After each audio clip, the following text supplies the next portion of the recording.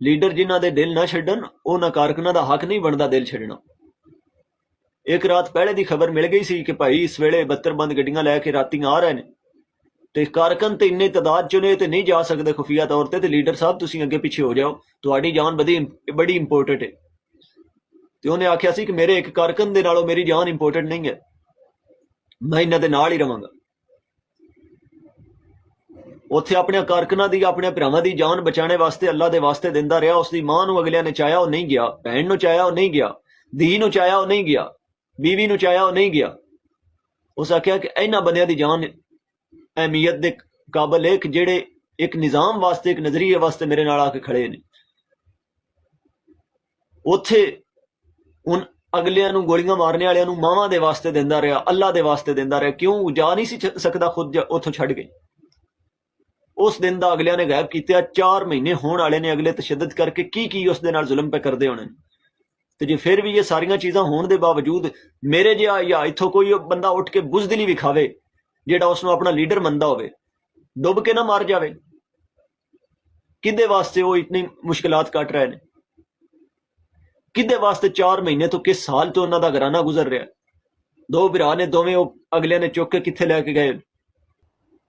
तो जे फिर भी अज असीं उठ के आखिए कि नहीं नहीं यार मुश्किलात आ गई तो ये वो, नहीं नहीं यार अलहमदुलिल्लाह अल्लाह ताला ने इस मुश्किल टाइम च सानू एक बहादुर लीडर दिता है। शुक्र है अल्लाह ताला दी जात दा कि सानू ऐसा लीडर दिता कि जेड़ा सानू मैदान च छड्ड के दसिया नहीं, ऐसा लीडर दिता है कि जिस दे सामने साडी जान दी अहमियत है, ऐसा लीडर दिता है कि जेड़ा उस काज नूं लीड करने दे काबिल है, ऐसा लीडर दिता है कि लोगों दे लीडर चलो जेलां थाणियां कानूनी तरीके ते साडा गैर कानूनी तरीके ते अगले ने खुफिया तौर ते रखिया। किसी वेले भी कोई भी खबर दे सकते हैं कि उन्होंने कुछ हो गया, ऐसी भी कोई खबर अगले दे सकते हैं।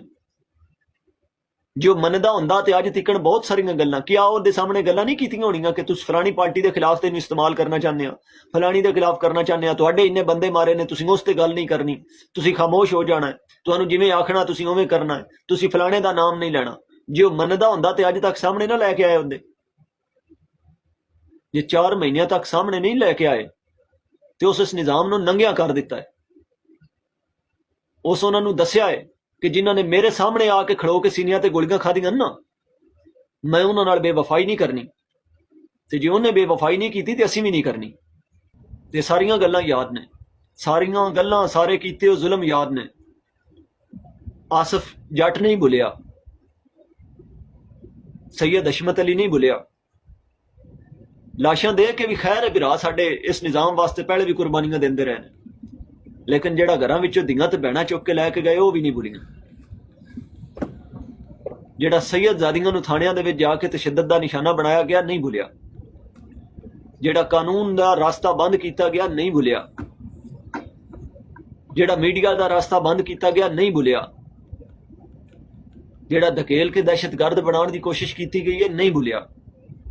और सो कॉल्ड साफी एंकर कहने वाले सारे खामोश, सियासतदान खुद नूं कहने वाले सारे खामोश, एक सियासी पार्टी नूं सियासत तो बाहर बंदूक दे जोर नाल कढ़िया जा रहा, सारे खामोश। एक सियासी पार्टी दे लीडर नूं उसदी तमाम पूरे मुल्क दी उसदे कैंडीडेट्स नूं जिम्मेदारान नूं चुक के गायब कीते, चंद नूं मंत्री आम ते छोटिया मोटिया नूं लिया के लियांदा गया। उस तो बाद सारे गायब ने, किसी दे बारे कोई खबर नहीं, सारे खामोश। इस दे कॉन्सिक्वेंसेस की हो सकते हैं, की नतीजे हो सकते हैं इन चीज़ों के, ये सारे भुगतनगे। ਇਹੋ ਜਿਹੀਆਂ फैसलों का अंजाम सिर्फ और सिर्फ इदारे या हुकूमतां नहीं भुगतदियां, अंजाम फिर उन्होंने सारियां नूं वेखना पौंदा जिहड़े खामोश रहिंदे ने, जिन्होंने अपने अपने शोबियां नाल बेवफाइयां कीतियां होंदियां ने। जे अगर किसी साफी ने बेवफाई की इस टाइम के उत्ते खामोश रहन कि एक जमहूरी जमात के लीडर नूं और जमहूरी जमात की मुकम्मल उसकी जिम्मेदारान नूं उठा लिया गया और नहीं सामने लिया जाता पिया, कारकुनान नूं हज़ारां दी तादाद च जेलों में सुट दिता गया, गोलियां मार के मारिया गया, धीआं भैणां चुकियां गईयां और खामोश ने कि पार्टी नूं किस तरफ लैके जाने की कोशिश कर रहे हैं। इहो जिहां फैसलियां दे जदों नतीजे सख्त या गलत आने शुरू होंदे ना, फिर इहो जिहा साफी, इहो जिहे एंकर, इहो जिहे मौलवी, इहो जिहे लोग दहशतगर्दी के फतवे लैके मंजर आम ते आ जाते हैं।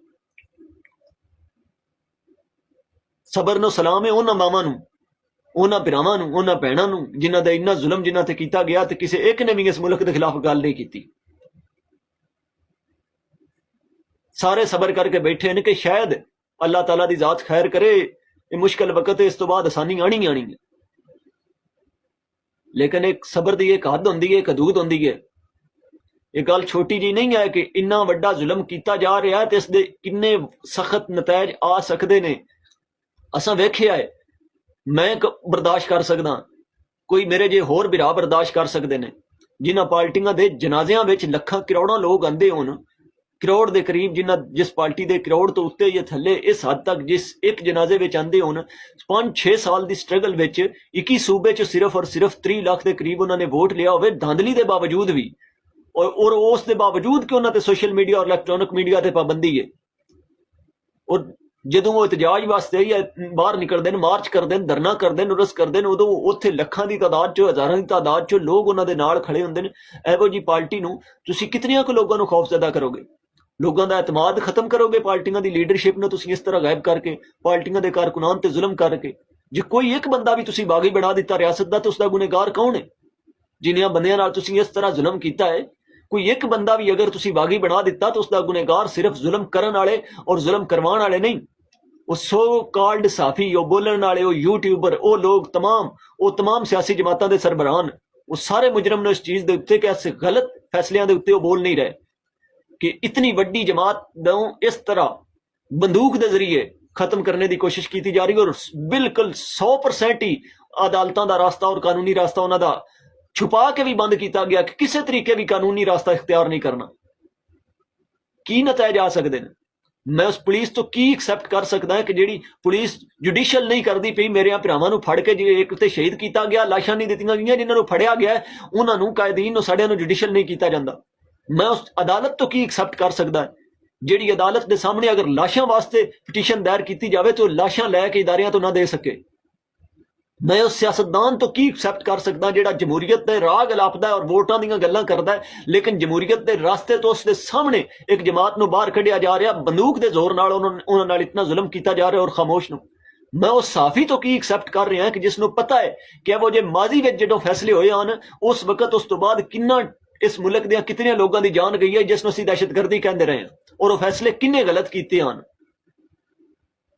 ਉਹ ਸਾਫੀ ਜਿਹੜੇ ਅੱਜ ਬੈਠ ਕੇ ਇੰਨੀਆਂ ਸਾਲਾਂ ਤੋਂ ਬਾਅਦ ਉਹ ਤਬਸਰੇ ਕਰਦੇ ਨੇ, ਲੰਮੇ ਆਰਟੀਕਲ ਲਿਖਦੇ ਨੇ, ਲੰਮੀ ਵੀਡੀਓ ਬਣਾਉਂਦੇ ਨੇ ਕਿ ਜਨਾਬ ਇੱਕ ਅਕਬਰ ਬੁਗਟੀ ਗਿਆ ਔਰ ਉਹ ਗਵਰਨਰ ਵੀ ਰਿਹਾ ਹੈ, ਉਹ ਫੈਡਰਲ ਮਿਨਿਸਟਰ ਵੀ ਰਿਹਾ ਹੈ, ਉਹ ਅਕਬਰ ਬੁਗਟੀ ਜਿਹੜਾ ਹੈ ਉਹ ਉਸ ਨੂੰ ਅਦਾਲਤ ਨੇ ਦੂਸਰਾ ਮੁਸ਼ਰਫ ਨੇ ਮਾਰ ਦਿੱਤਾ ਔਰ ਉਸ ਦੀ ਵਜ੍ਹਾ ਤੋਂ ਅੱਜ ਤੱਕ ਬਲੋਚਿਸਤਾਨ ਦੇ ਵਿੱਚ ਸਾਡੇ ਬਲੋਚਿਸਤਾਨ ਦੀ ਪੂਰੀ ਇੱਕ ਕੌਮ ਨੂੰ ਅਸੀਂ ਆਪਣਾ ਦੁਸ਼ਮਣ ਬਣਾ ਲਿਆ ਔਰ ਉਹ ਸਾਡੇ ਨਾਲ ਨਫ਼ਰਤ ਕਰਦੇ ਨੇ। ਇਤਨੇ ਲੋਕ ਦਹਿਸ਼ਤਗਰਦ ਬਣਦੇ ਜਾਂਦੇ ਨੇ, ਉੱਥੋਂ ਨਫ਼ਰਤ ਕ੍ਰੀਏਟ ਹੋਈ। ਉਹ ਬੰਦੇ ਜਿਹੜੇ ਅੱਜ ਆਰਟੀਕਲ ਲੰਮੇ ਲਿਖਦੇ ਨੇ ਕਿ ਲਾਲ ਮਸਜਿਦ ਵਾਲਾ ਫੈਸਲਾ ਗਲਤ ਸੀ, ਅਸੀਂ ਲੱਖ ਦੇ ਕਰੀਬ ਪਾਕਿਸਤਾਨੀਆਂ ਦੀ ਜਾਨੀ ਨੁਕਸਾਨ ਉਠਾਇਆ ਉਸ ਦੀ ਵਜ੍ਹਾ ਤੋਂ, ਕਿਆ ਉਹਨਾਂ ਨੂੰ ਨਹੀਂ ਨਜ਼ਰ ਆਂਦਾ ਪਿਆ ਕਿ ਅਕਬਰ ਬੁਗਟੀ ਨੇ ਅੱਲਾ ਦੇ ਵਾਸਤੇ ਦਿੱਤੇ ਨੇ ਤੇ ਕੌਮ ਨੇ ਨਹੀਂ ਵੇਖੇ, ਜਾਂ ਲਾਲ ਮਸਜਿਦ ਵਾਲਿਆਂ ਅੱਲਾ ਰਸੂਲ ਦੇ ਵਾਸਤੇ ਦਿੱਤੇ ਨੇ ਤੇ ਕੌਮ ਨੇ ਨਹੀਂ ਵੇਖੇ, ਪਾਕਿਸਤਾਨ ਦੇ ਜ਼ਿੰਦਾਬਾਦ ਦੇ ਨਾਰੇ ਲਾਏ ਨੇ ਜਾਂ ਨਹੀਂ ਲਾਏ ਤੇ ਕੌਮ ਨੇ ਨਹੀਂ ਵੇਖੇ, ਲੇਕਿਨ ਸਾਦ ਰਜ਼ਵੀ ਨੇ ਅੱਲਾ ਦੇ ਵਾਸਤੇ ਵੀ ਦਿੱਤੇ ਨੇ, ਰਸੂਲ ਅੱਲਾ ਦੇ ਵਾਸਤੇ ਵੀ ਦਿੱਤੇ ਨੇ ਸੱਲੱਲਾਹੁ ਅਲੈਹਿ ਵਸੱਲਮ, ਮਾਵਾਂ ਦੇ ਵੀ ਵਾਸਤੇ ਦਿੱਤੇ ਨੇ, ਮਾਵਾਂ ਦੇ ਦੁੱਧ ਦੇ ਵੀ ਵਾਸਤੇ ਦਿੱਤੇ ਨੇ, ਔਰ ਇੱਕ ਬੰਦੇ ਦੀ ਵੀ ਜਾਨ ਉਸ ਜਗ੍ਹਾ ਤੇ ਦੂਜੀ ਸਾਈਡ ਤੋਂ ਨਹੀਂ ਲਈ ਗਈ, ਕੋਈ ਜ਼ਖਮੀ ਵੀ ਨਹੀਂ ਸਾਹਮਣੇ ਕੀਤਾ ਗਿਆ। ਇਤਨੀ ਵੱਡੀ ਤਾਦਾਦ ਚੋਂ ਬੰਦੇ ਮਾਰ ਕੇ ਉਸ ਬੰਦੇ ਨੂੰ ਚਾਹ ਕੇ ਗੈਰ ਕਾਨੂੰਨੀ ਤਰੀਕੇ ਤੇ ਗਾਇਬ ਕੀਤਾ ਜਾ ਰਿਹਾ, ਤੁਸੀਂ ਖਾਮੋਸ਼ ਹੋ। ਅਕਬਰ ਬੁੱਟੀ ਦੇ ਜਨਾਜ਼ੇ ਤੇ ਇੰਨੇ ਬੰਦੇ ਨਹੀਂ ਸਨ ਜਿਤਨੇ ਖਾਦਮ ਹੁਸੈਨ ਰਜ਼ਵੀ ਅਲੈਹ ਰਹਿਮਤ ਦੇ ਜਨਾਜ਼ੇ ਤੇ ਸਨ। ਅਕਬਰ ਬੁੱਟੀ ਨਾਲ ਇਤਨੇ ਬੰਦੇ ਨਹੀਂ ਸੀ ਖੜੇ ਜਿਤਨੇ ਤਹਿਰੀਕੇ ਲਬੈਕ ਦੇ ਮਾਰਚ ਵਿੱਚ ਜਾਂ ਇਤਜਾਜਾਂ ਵਿੱਚ ਲੋਕ ਖੜੇ ਹੁੰਦੇ ਨੇ। ਇਸ ਦੇ ਬਾਵਜੂਦ ਵੀ ਤੁਸੀਂ ਖਾਮੋਸ਼ ਹੋ। ਤੁਹਾਨੂੰ ਨਹੀਂ ਅੰਦਾਜ਼ਾ ਕਿ ਉਹ ਲੀਡਰਸ਼ਿਪ ਜਾਂ ਉਹ ਕਾਰਕੁਨਾਨ ਜਾਂ ਜ਼ਿੰਮੇਦਾਰਾਂ ਤੇ ਅੱਜ ਵੀ ਕਹਿ ਰਹੇ ਹਨ ਕਿ ਅਸੀਂ ਆਪਣੇ ਕਾਰਕੁਨ ਨੂੰ ਕਿਸੇ ਅਸਲੇ ਵਾਲੀ ਸਾਈਡ ਤੇ ਨਹੀਂ ਜਾਣ ਦੇਣਾ, ਰਿਆਸਤ ਦੇ ਖਿਲਾਫ ਖੜਿਆ ਨਹੀਂ ਹੋਣ ਦੇਣਾ। ਲੇਕਿਨ ਜੋ ਕੁਝ ਹੋ ਰਿਹਾ ਹੈ, ਅਗਰ ਕੋਈ ਕਾਰਕੁਨ ਕੋਈ ਕੱਲ ਨੂੰ ਇਸ ਚੀਜ਼ ਤੋਂ, ਰਿਆਸਤ ਦੀ ਮਸ਼ੀਨਰੀ ਤੋਂ, ਇਨਸਾਫ ਦੀ ਉਮੀਦ ਤੋਂ ਹਾਰ ਕੇ ਕੋਈ ਗਲਤ ਪਾਸੇ ਜਾਏਗਾ ਤਾਂ ਜ਼ਿੰਮੇਦਾਰ ਕੌਣ ਹੋਏਗਾ? ਤੁਸੀਂ ਜ਼ਿੰਮੇਦਾਰ ਹੋਗੇ ਜਿਹੜੇ ਅੱਜ ਚੁੱਪ ਕਰਕੇ ਬੈਠੇ ਹੋ। ਤੁਸੀਂ ਜ਼ਿੰਮੇਦਾਰ ਹੋਗੇ ਜਿਨ੍ਹਾਂ ਨੂੰ ਲੱਗਦਾ ਹੈ ਕਿ ਤਹਿਰੀਕੇ ਲਬੈਕ ਖਤਮ ਹੋ ਗਈ ਹੈ। ਇੰਜ ਹੀ ਲੋਕਾਂ ਨੂੰ ਲੱਗਦਾ ਸੀ ਅੱਗੇ ਵੀ, ਇਸ ਤੋਂ ਪਹਿਲੇ ਵੀ, ਕਿ ਫਲਾਣਾ ਵੀ ਖਤਮ ਹੋ ਗਿਆ, ਫਲਾਣਾ ਵੀ ਖਤਮ ਹੋ ਗਿਆ। ਤੁਸੀਂ ਇੱਕ ਐਡੀ ਵੱਡੀ ਹਕੀਕਤ ਨੂੰ ਨਹੀਂ ਤਸਲੀਮ ਕਰ ਰਹੇ ਕਿਉਂਕਿ ਨਾਮਾਂ ਤੇ ਪਾਬੰਦੀਆਂ ਲੱਗ ਗਈਆਂ ਜਾਂ ਤਸਵੀਰਾਂ ਤੇ ਪਾਬੰਦੀਆਂ ਲੱਗ ਗਈਆਂ ਜੀ, ਖਾਦਮ ਹੁਸੈਨ ਰਜ਼ਵੀ ਅਲੈਹ ਰਹਿਮਤ ਦੀ ਜਾਂ ਸਾਦ ਹੁਸੈਨ ਰਜ਼ਵੀ ਸਾਹਿਬ ਦੀ, ਜਾਂ ਤਹਿਰੀਕੇ ਲਬੈਕ ਲਿਖਣੇ ਦੀ ਜਾਂ ਫੋਟੋ ਲਾਣੇ ਤੇ ਪਾਬੰਦੀ ਲੱਗ ਗਈ ਹੈ, ਜਾਂ ਟੀਵੀ ਤੇ ਡਿਸਕਸ ਕਰਨੇ ਦੀ ਇਜਾਜ਼ਤ ਨਹੀਂ, ਬੰਦੇ ਇੰਨੇ ਮਾਰ ਦਿੱਤੇ ਗਏ, ਲੀਡਰਸ਼ਿਪ ਚਾਲ ਹੀ ਗਈ ਹੈ, ਲੈ ਜੀ ਖਤਮ ਹੋ ਗਈ ਹੈ। ਕਿਸ ਤੋਂ ਖਤਮ ਕਰ ਲਓਗੇ ਭਾਈਜਾਨ? ਇਸ ਦਾ ਅੰਜਾਮ ਜਦੋਂ ਵੀ ਨੁਕਸਾਨਾਤ ਆਉਂਦੇ ਨਾ ਕਿਸੇ ਗਲਤ ਫੈਸਲੇ ਦੇ, ਉਹ ਨੁਕਸਾਨਾਤ ਸਿਰਫ ਔਰ ਸਿਰਫ ਉਹਨਾਂ ਚੰਦ ਬੰਦਿਆਂ ਵਾਸਤੇ ਜਾਂ ਉਹਨਾਂ ਇਦਾਰਿਆਂ ਵਾਸਤੇ ਜਾਂ ਉਹਨਾਂ ਹਕੂਮਤ 'ਚ ਬੈਠੇ ਲੋਕਾਂ ਵਾਸਤੇ ਨਹੀਂ ਆਉਂਦੇ। ਨੁਕਸਾਨਾਤ ਜਦੋਂ ਵੀ ਉਠਾਉਂਦੀ ਹੈ ਕੌਮ ਉਠਾਉਂਦੀ ਹੈ।